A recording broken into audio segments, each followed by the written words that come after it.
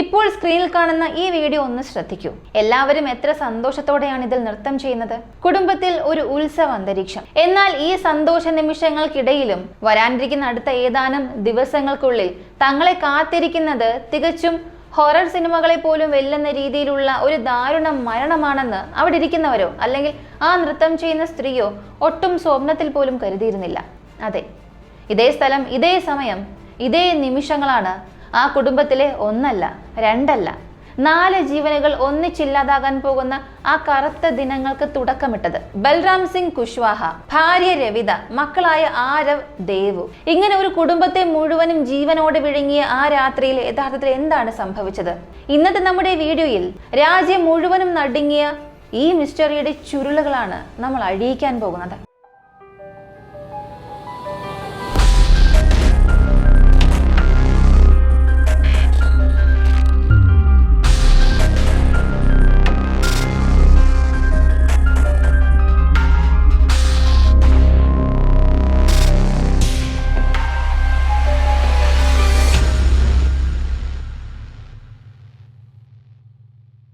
കഥ ആരംഭിക്കുന്നത് 2026 ജൂൺ 27 പുലർച്ചെയാണ്. മധ്യപ്രദേശിലെ മൊറേന ജില്ലയിലുള്ള കിഷൻപുർ ഗ്രാമം. എല്ലാ ദിവസത്തെയും പോലെ തികച്ചും സാധാരണമായ രീതിയിലാണ് അന്നും ആ ഗ്രാമത്തിൽ നേരം പുലർന്നത്. ആളുകൾ പതിവ് പോലെ തെരുവുകളിലേക്ക് ഇറങ്ങി തുടങ്ങിയിരുന്നു. എന്നാൽ അതിനിടയിലാണ് ഒരു വീടിന് മുന്നിൽ പടർന്നു പിടിച്ച അസ്വാഭാവികമായ ഒരു നിശബ്ദത ഗ്രാമവാസികളുടെ ശ്രദ്ധയിൽപ്പെടുന്നത്.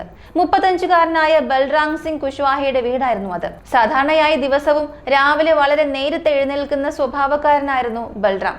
ഇത് നാട്ടുകാർക്ക് അറിയാമായിരുന്നു. എന്നാൽ അന്ന് സമയം ഒത്തിരി വൈകിട്ടും ആ വീടിന്റെ വാതിലുകൾ തുറന്നില്ല.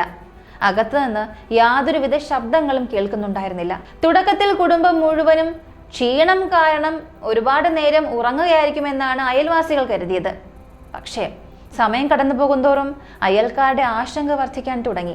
ഒടുവിൽ സഹികെട്ട് ഒരു അയൽവാസി കാര്യം തിരക്കാൻ നേരിട്ട് ആ വീടിന്റെ മുന്നിലേക്ക് നടന്നു ചെന്നു. ചുറ്റുമതിലിനോട് ചേർന്ന് നിന്ന് ജനലിലൂടെ അവൻ വീടിന്റെ നടുമുറ്റത്തേക്ക് നോക്കി. എന്നാൽ അകത്തെ കാഴ്ച കണ്ട ആ സെക്കൻഡ് ഭയം കൊണ്ട് അയാളുടെ മുഖം വിളറി വെളുത്തു. തൊട്ടടുത്ത നിമിഷം ആ ഗ്രാമത്തെ മുഴുവനും നടുക്കിക്കൊണ്ട് അയാളുടെ ഒരു ഉഗ്രൻ നിലവിളി ആ ഗ്രാമത്തിൽ മുഴുവനും മുഴങ്ങിക്കേട്ടു. ആ വീട്ടിലെ നടുമുറ്റത്ത് ചോരയിൽ കുളിച്ചു കിടക്കുകയായിരുന്നു 32-കാരിയായ രവിത. തൊട്ടടുത്ത് തന്നെ അവരുടെ 8 വയസ്സുള്ള മകൻ ആരവും വെറും 5 വയസ്സ് മാത്രം പ്രായമുള്ള ചെറിയ മകൻ ദേവും അനക്കമില്ലാതെ കിടപ്പുണ്ടായിരുന്നു. ആദ്യ നോട്ടത്തിൽ തന്നെ മൂവരും ഈ ലോകത്തോട് വിട പറഞ്ഞു കഴിഞ്ഞു എന്ന് വ്യക്തമായിരുന്നു. ആ ദാരുണമായ കാഴ്ച കണ്ടതോടെ ഭയം കാരണം വീട്ടിലേക്ക് ഒരടിയെങ്കിലും മുന്നോട്ട് വയ്ക്കാൻ ആ ഗ്രാമത്തിൽ ആർക്കും ധൈര്യമുണ്ടായിരുന്നില്ല. വെറും ഒരൊറ്റ രാത്രി ഇരുണ്ട് വെളുത്തപ്പോഴേക്കും ചിരിച്ച് ഉല്ലസിച്ച് നടന്ന ഒരു കുടുംബം എങ്ങനെയാണ് പെട്ടെന്നൊരു ശ്മശാനമായി മാറിയത്? ആ ചോദ്യം ഗ്രാമത്തെ ആകെ ഭീതിയിലാഴ്ത്തി. എന്നാൽ അതിനേക്കാളൊക്കെ നാട്ടുകാരെ വല്ലാതെ അലട്ടിയ മറ്റൊരു വലിയ മിസ്റ്ററി കൂടി ഉണ്ടായിരുന്നു. ഭാര്യയും മക്കളും വീടിനുള്ളിൽ കൊല്ലപ്പെട്ട നിലയിൽ കിടക്കുമ്പോൾ കുടുംബനാഥനായ ബൽറാം സിംഗ് എവിടെയായിരുന്നു? അയാൾക്കും എന്തെങ്കിലും അപകടം സംഭവിച്ചതാണോ? അതോ ഈ ക്രൂരതയ്ക്ക് പിന്നിലെ കറുത്ത കൈകൾ അയാളുടേതാണോ? ഈ ചോദ്യങ്ങൾക്ക് ആർക്കും മറുപടി ഉണ്ടായിരുന്നില്ല. ഒടുവിൽ രാവിലെ 7 മണി കഴിഞ്ഞൊരു 30 മിനിറ്റ് ആയപ്പോൾ ഗ്രാമവാസികൾ പരിഭ്രാന്തരായി പോലീസ് സ്റ്റേഷനിൽ വിവരം അറിയിച്ചു. ഒരേ കുടുംബത്തിലെ 3 പേർ ഒന്നിച്ചു കൊല ചെയ്യപ്പെട്ടു എന്ന വിവരം അറിഞ്ഞതോടെ പോലീസ് ഉടൻ തന്നെ അവിടെ എത്തി. വലിയ സൈറൺ മുഴക്കിക്കൊണ്ട് പോലീസിന്റെ വണ്ടികൾ കിഷൻപുർ ഗ്രാമത്തിലേക്ക് പാഞ്ഞെത്തി. അപ്പോഴേക്കും ആ വീടിന് മുന്നിൽ 100 കണക്കിന് ആളുകൾ തടിച്ചുകൂടിയിരുന്നു. പോലീസ് ഉടൻ തന്നെ ജനക്കൂട്ടത്തെ മാറ്റി നിർത്തി വീടിനുള്ളിലേക്ക് പ്രവേശിച്ചു. അകത്തെ ആ ക്രൂരമായ കാഴ്ച കണ്ടപ്പോൾ തന്നെ ഇതൊരു സാധാരണ കേസ് അല്ല എന്ന് അന്വേഷണ ഉദ്യോഗസ്ഥർക്ക് ബോധ്യപ്പെട്ടു. കൊല്ലപ്പെട്ട നിലയിൽ കിടക്കുന്ന അമ്മയുടെയും മക്കളുടെയും മൃതദേഹങ്ങൾക്ക് തൊട്ടടുത്തായി രക്തം പുരണ്ട ഒരു മഴുകിടപ്പുണ്ടായിരുന്നു. അത് കണ്ടതോടെ പോലീസിന്റെ സംശയം ഇരട്ടിച്ചു. വെറും സംശയത്തിന്റെ പുറത്ത് മാത്രം ഒരു നിഗമനത്തിലെത്താൻ കഴിയാത്തത് കൊണ്ട് പോലീസ് ഉടൻ തന്നെ വിരലടയാള വിദഗ്ധരെയും ഫോറൻസിക് ടീമിനെയും സംഭവസ്ഥലത്തേക്ക് വിളിച്ചു വരുത്തി. ഫോറൻസിക് ഉദ്യോഗസ്ഥർ നടുമുറ്റം മുതൽ അവർ കിടന്നിരുന്ന കട്ടിലുകൾ വരെ അങ്ങേയറ്റം സൂക്ഷ്മമായി പരിശോധിച്ച് തെളിവ് ശേഖരിച്ചു. ആ മഴുവിലുണ്ടായിരുന്ന വിരലടയാളങ്ങളും അവർ സുരക്ഷിതമായി എടുത്തു മാറ്റി. പ്രാഥമിക അന്വേഷണത്തിൽ നിന്നും ഒരു കാര്യം വ്യക്തമായിരുന്നു. കുടുംബം മുഴുവനും കടുത്ത ഉറക്കത്തിലായിരുന്ന അർദ്ധരാത്രിയിലാണ് ഈ ക്രൂരമായ ആക്രമണം നടന്നിരിക്കുന്നത്. കൊലയാളി അവർക്ക് പ്രതിരോധിക്കാനോ ഒന്ന് ഒച്ചവെക്കാനോ ഉള്ളൊരു ചെറിയ അവസരം പോലും നൽകിയിരുന്നില്ല. എന്നാൽ പോലീസിന് മുന്നിൽ ഇപ്പോഴും ഉത്തരമില്ലാതെ അവശേഷിക്കുന്ന ഏറ്റവും വലിയ ചോദ്യം അതായിരുന്നു. ബൽറാം സിംഗ് എവിടെ? ഭാര്യയും മക്കളും ഇത്തരമൊരു അവസ്ഥയിൽ കൊല്ലപ്പെട്ട് കിടക്കുമ്പോൾ ആ വീടിന്റെ നാഥൻ മാത്രം എങ്ങനെയാണ് പെട്ടെന്ന് അപ്രത്യക്ഷനായത്? അയാൾക്ക് വല്ല അപകടവും പറ്റിയതാണോ? അതോ ഈ ചോരക്കളിക്ക് തുടക്കമിട്ടത് ബൽറാം തന്നെയാണോ? തുടക്കത്തിൽ കൃത്യമായ തെളിവുകളില്ലാതെ ഒരു നിഗമനത്തിലും എത്തിച്ചേരാൻ പോലീസ് തയ്യാറായിരുന്നില്ല. അതുകൊണ്ട് തന്നെ എല്ലാ വശങ്ങളും പരിശോധിച്ചുകൊണ്ട് അന്വേഷണം ഊർജിതമാക്കി. വീട്ടിനുള്ളിൽ നടത്തിയ വിശദമായ പരിശോധനയിൽ ബൽറാമിന്റെ 2 ഫോണുകളും കൊല്ലപ്പെട്ട രവിതയുടെ ഫോണും പോലീസിന് ലഭിച്ചു. ഇനി ഈ കേസിൽ എന്തെങ്കിലും വഴിത്തിരിവുണ്ടാകണമെങ്കിൽ അത് ഈ ഫോണുകളിൽ നിന്നായിരിക്കുമെന്ന് അന്വേഷണ സംഘം ഉറപ്പിച്ചു. കാരണം പലപ്പോഴും മനുഷ്യർ മറച്ചുവെക്കുന്ന വലിയ രഹസ്യങ്ങൾ അവരുടെ ഫോണുകൾ വിളിച്ചു പറയാറുണ്ട്. പോലീസ് ആദ്യം പരിശോധിച്ചത് ബൽറാമിന്റെ ഫോണായിരുന്നു. കോൾ റെക്കോർഡുകളും വാട്സപ്പ് ചാറ്റുകളും ഗാലറിയും എല്ലാം അവർ ഒന്നിനു പുറകെ ഒന്നായി പരിശോധിച്ചു. അപ്പോഴാണ് ഗാലറിയിൽ ഉണ്ടായിരുന്ന ഒരു ചെറിയ വീഡിയോ പോലീസിന്റെ ശ്രദ്ധയിൽപ്പെടുന്നത്. ആദ്യ കാഴ്ചയിൽ തികച്ചും സാധാരണമായ ഒരു വീഡിയോ ആയിരുന്നു അത്. ഗ്രാമത്തിലെ ക്ഷേത്രത്തിന് സമീപമുള്ള ഒരു ഉത്സവ പന്തലിൽ നടക്കുന്ന ഒരു പരിപാടി. അവിടെ ഒരു സ്ത്രീ പരമ്പരാഗത രീതിയിൽ നൃത്തം ചെയ്യുന്നുണ്ടായിരുന്നു. സൂക്ഷ്മമായി നോക്കിയപ്പോൾ അത് മറ്റാരുമല്ല, ബൽറാമിന്റെ ഭാര്യ രവിതയായിരുന്നു അത്. വീഡിയോ കണ്ടപ്പോൾ വലിയ പ്രശ്നങ്ങളൊന്നും തോന്നിയില്ലെങ്കിലും അതിന്റെ വിശദാംശങ്ങളിലേക്ക് കടന്നപ്പോൾ പോലീസിന് കാര്യങ്ങൾ വ്യക്തമായി തുടങ്ങി. ബൽറാം ഈ വീഡിയോ തന്റെ നിരവധി ബന്ധുക്കൾക്ക് വാട്സപ്പിൽ അയച്ചു കൊടുത്തിട്ടുണ്ടായിരുന്നു. അതുമാത്രമല്ല, സ്വന്തം ഭാര്യയുടെ സ്വഭാവത്തെ ചോദ്യം ചെയ്തുകൊണ്ട് ചില മോശം സന്ദേശങ്ങളും അവർ അതിനൊപ്പം പങ്കുവച്ചിരുന്നു. ഒരു സാധാരണ മതപരമായ ചടങ്ങിൽ നൃത്തം ചെയ്തതിന് ഒരാൾ ഇത്രയധികം പ്രകോപിതനാകുന്നത് എന്തുകൊണ്ടാണ്? ഇവർക്കിടയിൽ ഏറെ നാളായി എന്തെങ്കിലും പ്രശ്നങ്ങൾ നിലനിന്നിരുന്നോ? അതോ ഇതിന് പിന്നിൽ മറ്റെന്തെങ്കിലും കാരണമുണ്ടോ? സംശയത്തിന്റെ നിഴൽ ഇപ്പോൾ പൂർണ്ണമായും ബൽറാമിലേക്കാണ് പോയത്. എങ്കിലും വെറുമൊരു സംശയത്തിന്റെ പേരിൽ മാത്രം ഒരാളെ കൊലയാളിയായി പ്രഖ്യാപിക്കാൻ നിയമപരമായി കഴിയില്ലല്ലോ. ബൽറാം ജീവനോടെ ഉണ്ടോ? അതോ അയാൾക്കും എന്തെങ്കിലും അപകടം സംഭവിച്ചോ എന്ന് അപ്പോഴും ആർക്കും അറിയില്ലായിരുന്നു. ബൽറാമിനായുള്ള തിരച്ചിൽ പോലീസ് ശക്തമാക്കുന്നതിനിടയിലാണ് കേസിന്റെ ഗതി തന്നെ മാറ്റിയ ആ ഫോൺ കോൾ വന്നത്. കിഷൻപൂർ ഗ്രാമത്തിൽ നിന്നും ഏതാണ്ട് 6 കിലോമീറ്റർ അകലെയുള്ള ഷിക്കാപൂർ റെയിൽവേ ഗേറ്റിന് സമീപം ഒരു പുരുഷന്റെ മൃതദേഹം കിടക്കുന്നതായി റെയിൽവേ പോലീസ് അറിയിച്ചു. ട്രെയിൻ ഇടിച്ചത് മൂലം മൃതദേഹം തിരിച്ചറിയാൻ കഴിയാത്ത വിധം വഷളായിരുന്നു. എങ്കിലും ശരീരപ്രകൃതി കണ്ടിട്ട് അത് ബൽറാമുമായി ഏറെ സാമ്യമുള്ളതാണെന്ന് അവർ പറഞ്ഞു. ഈ വിവരം അറിഞ്ഞതോടെ പോലീസ് തങ്ങളുടെ സംഘത്തെ 2ആയി തിരിച്ചു. ഒരു ടീം ഗ്രാമത്തിൽ തന്നെ താമസിച്ച് രവിതയുടെയും മക്കളുടെയും മൃതദേഹങ്ങൾ പോസ്റ്റ്മോർട്ടം നടപടികൾക്കായി സർക്കാർ ആശുപത്രിയിലേക്ക് മാറ്റുന്നതിനുള്ള ലീഗൽ ഫോർമാലിറ്റികൾ ചെയ്യുമ്പോൾ രണ്ടാമത്തെ ടീം നേരെ റെയിൽവേ ട്രാക്കിലേക്ക് തിരിച്ചു. മൃതദേഹം വല്ലാതെ തകർന്നതുകൊണ്ട് തിരിച്ചറിയൽ എളുപ്പമായിരുന്നില്ല. പോലീസ് ഉടൻ തന്നെ ബൽറാമിന്റെ ബന്ധുക്കളെയും നാട്ടുകാരെയും അങ്ങോട്ടേക്ക് വിളിച്ചു വരുത്തി. അവിടെ ഉണ്ടായിരുന്ന വസ്ത്രങ്ങളും ശരീരപ്രകൃതിയും മുഖത്തിന്റെ അവശേഷിച്ച ഭാഗങ്ങളും കണ്ടതോടെ ബന്ധുക്കൾ ആ ഞെട്ടിക്കുന്ന സത്യം സ്ഥിരീകരിച്ചു. അത് ബൽറാം തന്നെയായിരുന്നു. പോലീസ് മൃതദേഹം വിശദമായി പരിശോധിച്ചപ്പോൾ ബൽറാമിന്റെ പോക്കറ്റിൽ നിന്നും അദ്ദേഹത്തിന്റെ ഐഡന്റിറ്റി കാർഡും മറ്റു ചില പ്രധാനപ്പെട്ട രേഖകളും ലഭിച്ചു.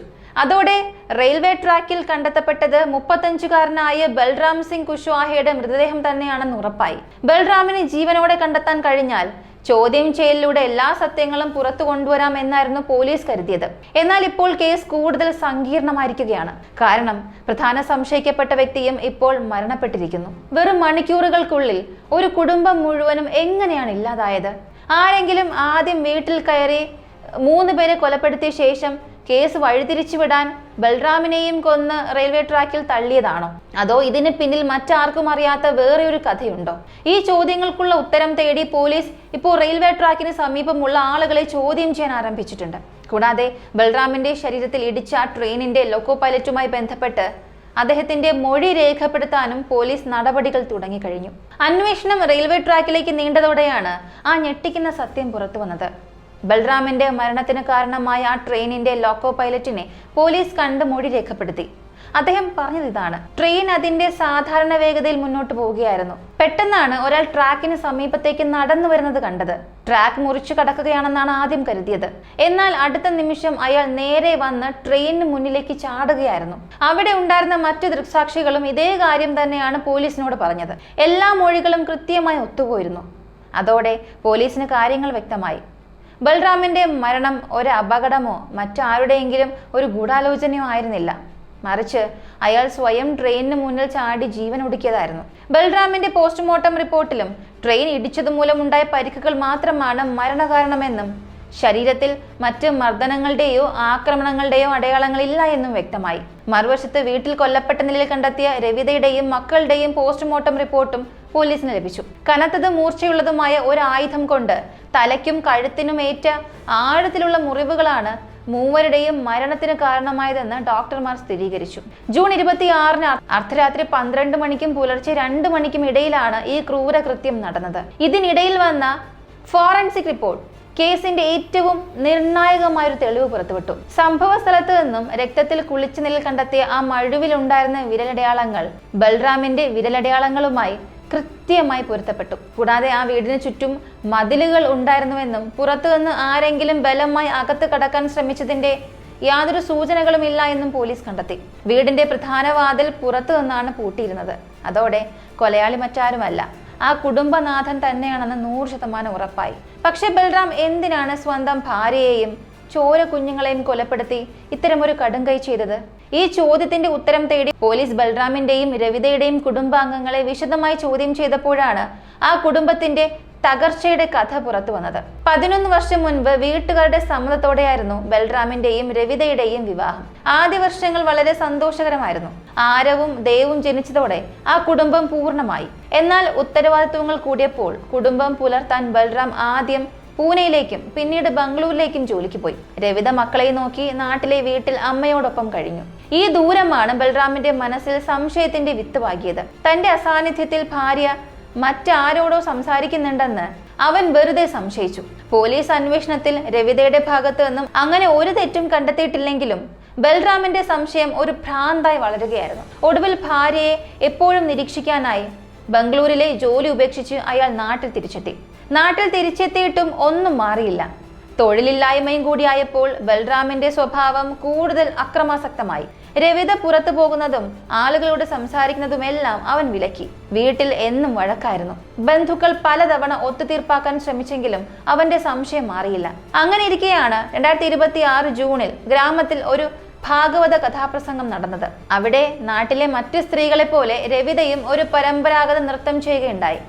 നന്നായി നൃത്തം ചെയ്ത രവിതയുടെ വീഡിയോ അവിടെ ഉണ്ടായിരുന്ന ആരോ ഫോണിൽ പകർത്തി ബൽറാമിന് അയച്ചു കൊടുത്തു. എന്നാൽ ആ വീഡിയോ കണ്ടതും ബൽറാമിന്റെ നിയന്ത്രണം വിട്ടു. അവൻ ആ വീഡിയോ തന്റെ ബന്ധുക്കൾക്കെല്ലാം ഫോർവേഡ് ചെയ്തുകൊണ്ട് ഭാര്യയുടെ സ്വഭാവത്തെ മോശമായി ചിത്രീകരിച്ചു. രവിതയുടെ വീട്ടുകാരെ വിളിച്ച് അവളെ തനിക്കിനി വേണ്ടെന്നും പറഞ്ഞു. ദിവസേനയുള്ള ഈ മാനസിക പീഡനം സഹിക്കവയ്യാതെ രവിത മക്കളെയും കൂട്ടി സ്വന്തം കുടുംബ വീട്ടിലേക്ക് മടങ്ങിപ്പോയി. എന്നാൽ ജൂൺ 24-ന് ബൽറാം നാട്ടിലെ 4 പ്രമുഖരെയും കൂട്ടി രവിതയുടെ വീട്ടിലെത്തി. ഇനി മേലാൽ ഇത്തരം സംശയങ്ങളോ വഴക്കുകളോ ഉണ്ടാകില്ല എന്ന് ഉറപ്പ് നൽകി അവളെ നിർബന്ധിച്ച് സ്വന്തം വീട്ടിലേക്ക് കൂട്ടിക്കൊണ്ടുവന്നു.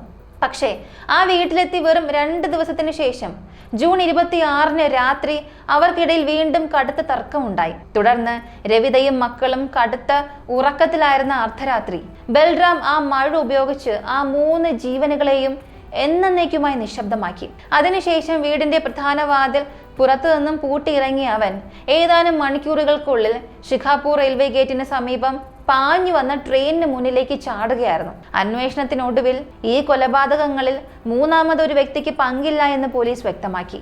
കൂടാതെ രവിതയുടെ സ്വഭാവത്തെക്കുറിച്ച് ബൽറാം വെച്ചു പുലർത്തിയ സംശയങ്ങൾ വെറും ഒരു തോന്നൽ മാത്രമായിരുന്നുവെന്നും അവർക്ക് ബോധ്യപ്പെട്ടു. സംശയത്തിന് മരുന്നില്ല എന്ന് പറയാറുണ്ട്. ഒരു നിമിഷത്തെ ദേഷ്യം ഒരു പക്ഷേ സമയത്തിനൊപ്പം മാറിക്കിട്ടിയേക്കാം. പക്ഷെ സംശയം തലച്ചോറിൽ കുടിയേറിയാൽ അത് ഒരു കുടുംബത്തെ മുഴുവനും ഇല്ലാതാക്കി കളയും. ഓരോ പ്രശ്നങ്ങൾക്കും പരിഹാരം എന്ന് പറയുന്നത് കൊല്ലുകയോ ചാകുകയോ അല്ല, ബുദ്ധിപൂർവ്വം കാര്യങ്ങൾ കൈകാര്യം ചെയ്യുകയാണ് വേണ്ടത്. ജീവിതത്തിൽ അത്രയേറെ ഒത്തുപോകാൻ കഴിയാത്ത പ്രശ്നങ്ങൾ ഉണ്ടെങ്കിൽ നമുക്ക് മുന്നിൽ നിയമപരമായ വിവാഹമോചനത്തിന്റെ വഴികളുണ്ട്. അതിലൂടെ സ്വന്തം ജീവിതം സുരക്ഷിതമായി മുന്നോട്ട് കൊണ്ടുപോകാം. ദയവായി ഇത്തരം ക്രൂരതകൾ അവസാനിപ്പിക്കുക. സുരക്ഷിതരായിരിക്കുക. എപ്പോഴും ജാഗ്രത പാലിക്കുക. ഈ ഒരു കേസിനെ കുറിച്ചുള്ള നിങ്ങളുടെ അഭിപ്രായം എന്താണെന്നുള്ളത് കമന്റിൽ പറയുക. ഇതുപോലെ വളരെ വ്യത്യസ്തമായ കേസുകളെ കുറിച്ച് അറിയാനായി നമ്മുടെ ചാനൽ നിങ്ങൾക്ക് ഇപ്പോൾ തന്നെ സബ്സ്ക്രൈബ് ചെയ്യാം. അടുത്ത വീഡിയോയിൽ വീണ്ടും കാണാം.